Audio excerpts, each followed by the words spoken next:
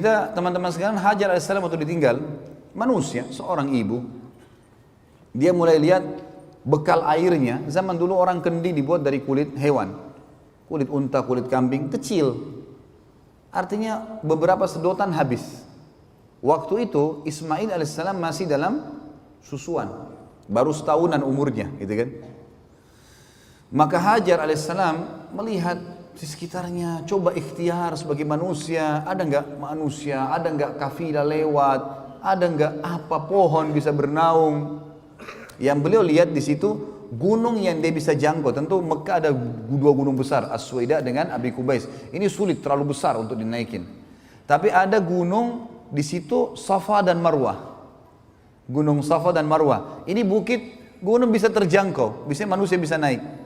Maka Hajar supaya bisa lihat dari jarak jauh, dia naik ke Safa.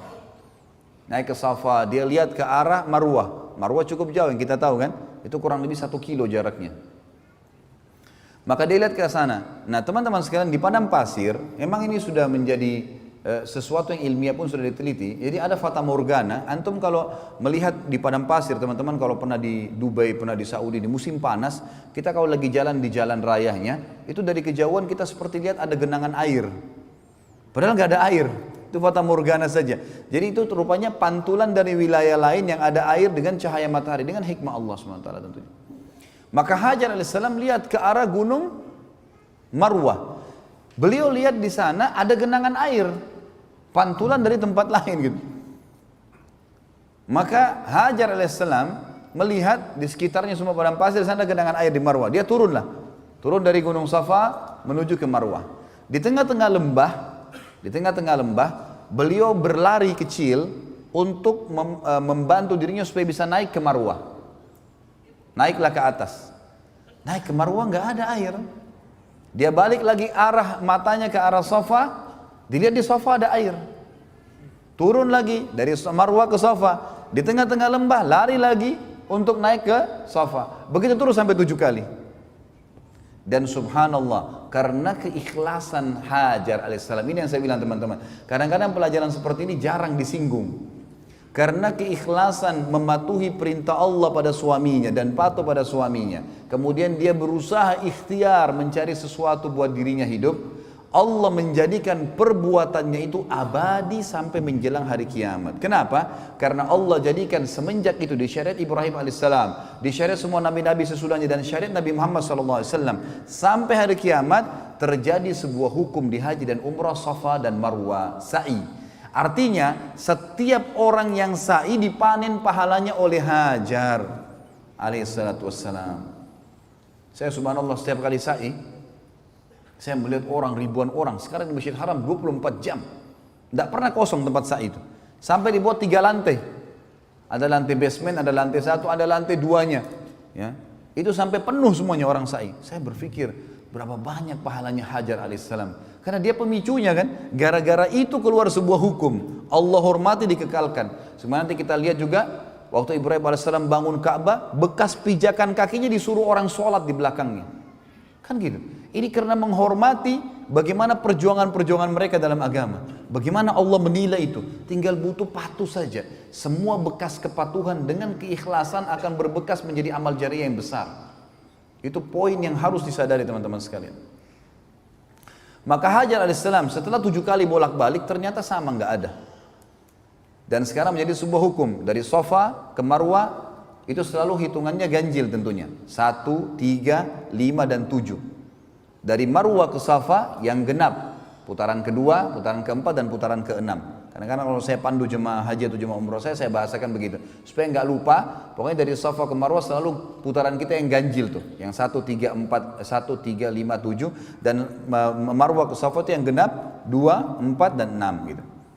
Dan di tengah-tengah lembah, sekarang oleh Saudi tentunya sudah ditutup pakai marmer ya. Dulu itu agak cekung, tapi sekarang sudah tutup marmer, jadi sudah mulai agak rata dan di situ ditaruh lampu warna hijau. Gitu. Ditaruh lampu untuk menjelaskan kalau dulu Hajar di sini berlari kecil dan kita sunnahnya berlari kecil. Kalau laki-laki disuruh berlari, kalau perempuan ya mempercepat langkahnya atau berlari kecil yang kita bahasakan tadi.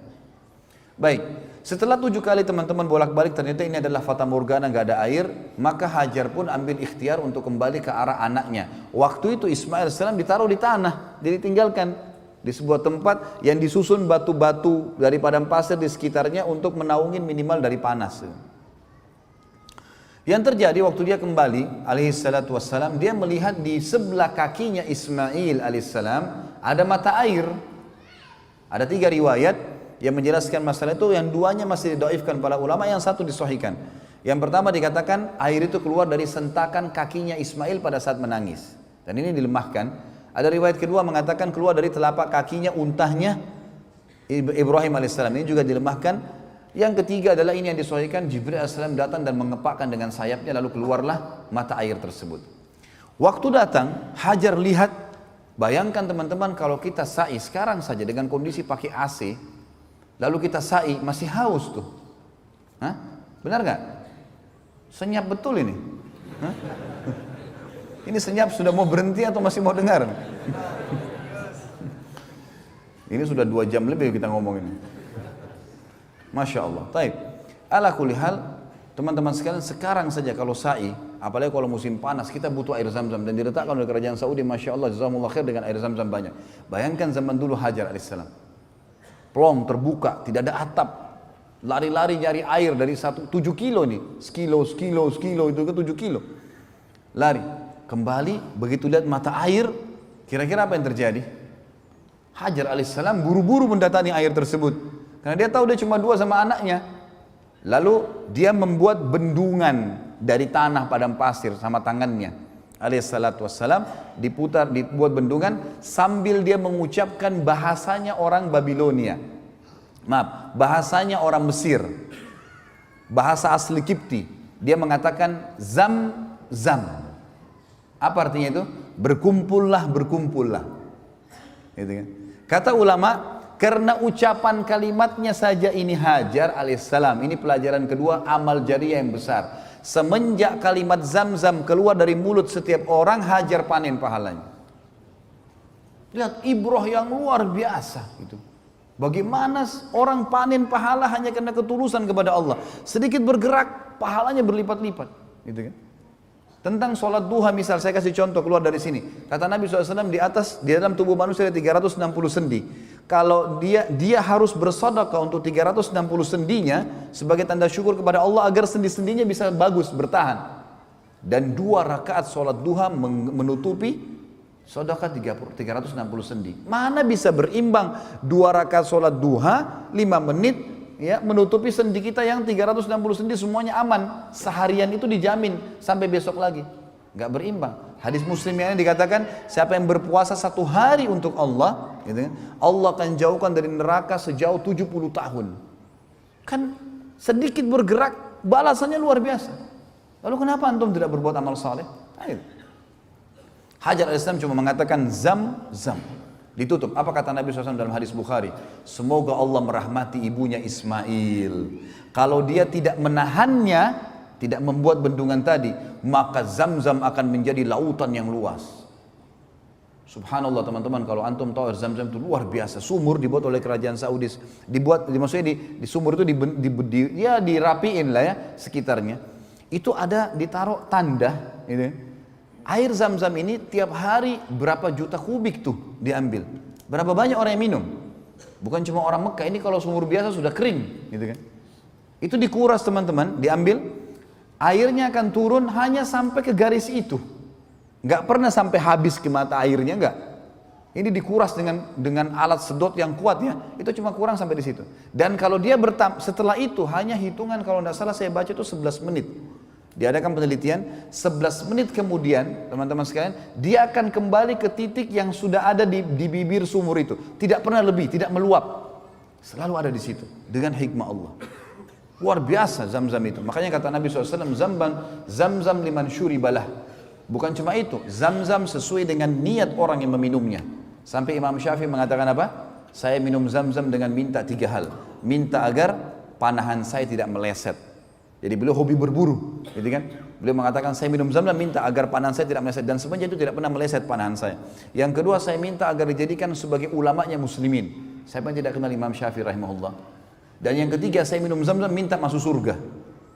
Orang faham, ulama faham tentang masalah hadis Nabi SAW, zam-zam luar biasa. Dan semenjak orang minum zam-zam, ya, maka hajar pun panen pahalanya. Jadi penyebutan namanya sendiri, air zam-zam, itu sudah cukup. Dia menyebutkan.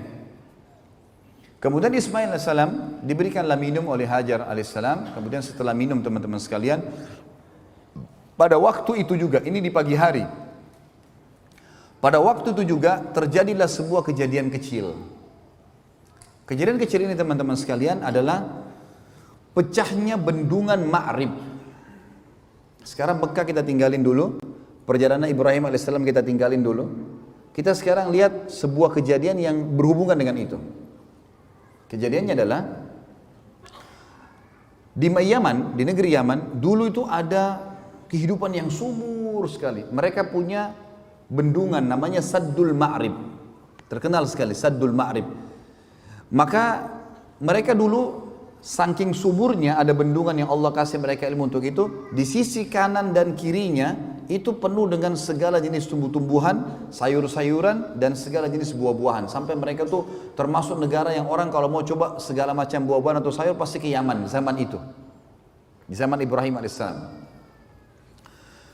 Berjalan waktu mereka kufur kepada Allah, tidak bersyukur, maka Allah hancurkan bendungan mereka. Saddul Ma'ribnya hancur. Pada saat Saddul Ma'rib hancur teman-teman sekalian, yang terjadi adalah semua kebun-kebun mereka yang buah-buahan dan sayuran berubah. Diubah oleh Allah menjadi pohon-pohon sidir, sidir ya, bidara yang tidak ada buahnya dan durinya banyak, serta pohon-pohon cemara. Jadi nggak berfungsi lagi. Akhirnya apa yang terjadi? Mereka keluar, suku-suku Arab pertama kali keluar waktu itu dari negeri Yaman. Belum pernah keluar. Tidak ada suku Arab di dunia dulu kecuali di situ. Dan perlu saya kasih bawahi tadi, Ibrahim AS bukan dari turunan Arab, dari suku Babilonia, gitu kan? Hajar dari suku Kipti di Mesir. Nanti akan kita jelaskan teman-teman, akan ada awal mula keluar istilah Arab asli dan Arab musta'ribah. Ini secara histori tentunya, ya. Ada Arab yang asli, ada Arab yang terarabkan. Semua orang yang menikah dengan turunan Arab atau orang yang menggunakan bahasa Arab, maka dikatakan orang Arab. Contoh misal, Irak itu tadi saya bilang asli Babilonia. Kenapa sekarang bisa dikatakan negeri Arab? Karena bahasanya bahasa Arab. Dan pada saat Sa'ad bin Abi Waqqas radhiyallahu anhu menembus Persia, Irak, Iran, Afghanistan, Rusia, maka yang terjadi adalah wilayah Irak ini banyak yang menikah dengan para sahabat masyarakat setempat dan jadilah mereka negeri Arab. Negara-negara yang tidak menggunakan bahasa Arab seperti Iran, dulunya juga takluk di tangan kaum muslimin. Rusia tidak dikatakan negeri Arab. Mesir juga sisi lain adalah suku Kipti. Karena waktu Amr bin As radhiyallahu anhu masuk tahun 20 Hijriah ke Mesir, kemudian banyak sahabat yang menikah dengan orang-orang asli sana, lalu sampai sekarang mereka menggunakan bahasa Arab di negaranya, maka dikatakan Mesir negara Arab. Sama dengan negeri Syam, Palestina. Palestina itu bukan asli orang Arab sebenarnya. Maaf, di Palestina ada asli orang Arab memang. Mereka kalau mereka itu dari suku Adnan, ya. Dari turunan Ismail AS. Nanti setelah kita jelaskan masalah pernikahan beliau dengan salah satu dari anak kepala suku Jurhum. Kemudian ada Yordania. Yordania itu bukan negara Arab tadinya. Libanon, Syria, ini semua tidak menggunakan, tapi karena menggunakan bahasa Arab setelah menikah juga dengan para sahabat yang dipimpin oleh Abu Ubaidah bin Jarrah dan Khalid bin Walid radhiyallahu anhu di perang yang terkenal banyak sekali di sana, peperangan penembusan negeri Syam, maka mereka jadi bahasa Arab. Sama juga dengan Tunis, Jazair, Maroko, tiga ini terkenal dengan suku Barbar, asli suku Barbar. Tapi karena berbaur dengan sahabat, menikah dan seterusnya, hanya menggunakan bahasa Arab dikatakan negeri Arab. Baik. Awal mulanya suku Arab keluar dari Yaman karena hancurnya Saddul Ma'rib. Keluarlah suku pertama waktu itu namanya suku Jurhum. Suku Jurhum, ya. Suku Jurhum ini teman-teman sekalian adalah suku yang besar, jumlahnya banyak orangnya. Keluar dari Yaman. Mereka tujuannya kalau saya ibaratkan mungkin kotak ini ya, kotak mihrab kita ini adalah Jazirah Arab, peta Jazirah Arab. Maka Yaman itu berada di selatan, di bagian bawah. Dan negeri Syam, Palestina, Yordania, Libanon dan Syria di utaranya, di atas. Jadi orang-orang Yaman, suku Jurhum ini mau pergi ke negeri Syam. Karena negeri Syam ini teman-teman sekalian negeri yang subur. Pernah saya jelaskan kan, sampai kalau jalannya pun pecah, itu keluar pohon apel, nggak ditanam, nggak diapa gitu, saking suburnya. Mereka hancur bendungannya, mereka mau pergi ke sana. Nah, di tengah-tengah antara Yaman sama negeri Syam, ada Mekah, Madinah, di tengah-tengah. Madinah lebih dekat dengan negeri Syam, Mekah lebih dekat dengan negeri Yaman. Makanya nanti kita akan pelajari dalam sejarah kita teman-teman sekalian di sini, sejarah Nabi SAW, itu kafilah-kafilah Quraisy, kalau mereka belanja ke negeri Syam, ya, mereka kalau pulang harus lewat Madinah. Makanya kafilah mereka banyak ditahan oleh muslimin di Madinah itu, karena mereka harus lewatin, karena Mekah dulu baru Madinah, kemudian baru negeri Syam. Tapi itu nanti ada bahasan insya Allah. Yang saya ingin titik beratkan, pada saat itu teman-teman sekalian keluarlah suku Jurhum dari Yaman, dari bawah selatan Jazirah Arab menuju ke Syam. Mereka lewat di lembah Mekah. Mereka tahu ini lembah padang pasir, nggak ada kehidupan. Tapi mereka kaget, mereka lihat dengan hikmah Allah. Ini pada hari yang sama ya, pada pagi itu. Jadi suku Jurhum sudah keluar dari berapa hari yang lalu nih ceritanya. Tapi mereka pada saat hari tibanya Hajar alaihissalam dengan Ismail alaihissalam di lembah Mekah, hari itu juga dengan hikmah Allah mereka lewat di situ. Dan mereka lihat di lembah itu kok ada burung yang berputar. Biasanya di padang pasir itu kita tahunya ada kehidupan, ada air. Kalau ada burung yang berputar-putar, gitu kan? Itu menandakan di bawahnya ada air. Mereka bilang, pimpinan sukunya bilang, kayaknya kita nggak pernah tahu di sini ada air nih. Tapi perilaku burung ini aneh, menandakan ada air. Coba pergi lihat. Datanglah akhirnya, beberapa orang sukunya datang ke sana, mereka temukan Hajar dan Ismail alaihissalam. Hajar lagi duduk dekat mata air yang terus keluar, gitu kan? Sementara Ismail di sebelahnya. Yang terkenal dari suku Jurhum dan suku-suku Yaman ini teman-teman, adab dan tata keramah. Mereka tidak datang menyerang, mereka tidak ambil. Mereka tahu mata air sumber kehidupan. Ada air hidup semua. Kata Allah dalam Al-Quran, A'udzubillahi minasyaitonir wa ja'alna minal ma'i kulla syai'in hayy. Kami jadikan dari air semuanya hidup, gitu ya. Kalau ada air semua hidup. Kita bisa hidup tanpa makan, tapi kita nggak bisa hidup tanpa air. Nggak mungkin. Air ini harus ada. Lalu mereka pun berkata kepada Hajar, datang pimpinannya, wahai ibu, bisa nggak kami ini suku keluar dari Yaman, kehabisan air, nggak ada. Bendungan kami hancur segala. Kami mau ke negeri Syam, tapi kami temukan di sini ada mata air. Bisa nggak Anda izinkan kami hidup bersama Anda di sini, dan kami bersedia membayar upeti. Artinya hasil peternakan kami akan berikan kepada Anda, susunya, dagingnya, hasil apa saja perkebunan kami nanti kami akan kasih. Yang penting Anda izinkan hidup di dekat mata air ini. Hikmah ilahi. Maka tiba-tiba Hajar alaihissalam pada saat itu mengatakan, baiklah silahkan tinggal dengan saya, gitu kan? Maka tiba-tiba pada hari itu, sebelum terbenam matahari, kata ahli sejarah, terbentuk komunitas masyarakat Mekah. Padahal tadi lembah, nggak ada orang. Pada hari itu mulailah mereka bangun rumah, mulailah mereka bercocok tanam, mulailah peternakannya dikembangbiakkan, jadilah sebuah kota. Mulai dibangun, gitu kan? Maka terbentuklah awal mula pada saat itu kota Mekah.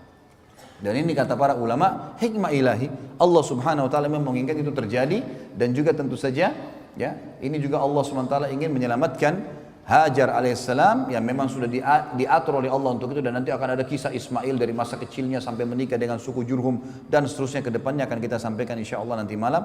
Maka yang di sini kita lihat bagaimana ya terbentuk komunitas pertama di Mekah itu. Terbentuk komunitas pertama di Mekah. Baik, ini kurang lebih teman-teman sekalian kisah tentang awal mulanya Mekah, kisah air Zam-Zam, gitu kan. Kemudian kisah Nabi kita yang mulia Ibrahim alaihissalam dengan kedua istrinya, dengan seluk-beluk kehidupan yang sempat kita sampaikan. Dan insya Allah kita akan sampaikan pada pertemuan kita nanti malam, lanjutan dari bahasan kita tentang masalah apa sih yang terjadi setelah itu. Ibrahim alaihissalam datang gak ngunjungin istrinya dengan anaknya di Mekah? Kalaupun iya, apa yang terjadi kisahnya? Bagaimana proses pembangunan Ka'bah? Bagaimana penemuan Hajar Aswad? Kemudian bagaimana prosesi diperintahkannya ibadah haji? Allahu a'lam, ini yang kita sampaikan insya Allah. Bagaimana? Cukup ya? Baik, mungkin sampai sini teman-teman sekalian. Kalau ada yang punya pertanyaan berhubungan dengan tema kita, jangan buru-buru, ini ditunda nanti malam ya. Karena belum selesai, antum mau nanya apa? Lagian juga kalau antum mau bertanya, kalau di majelis ilmu teman-teman, saran saya begini, kalau saya sering sampaikan di Jakarta, antum ambil ilmunya, amalkan, pulang, amalkan, mati masuk surga. Gak usah terlalu cerewet, nanya ini, nanya itu. Banyak pertanyaan baru tidak diamalkan. Apalagi kalau pertanyaannya propaganda lah, inilah segala macam, tidak ada gunanya semua.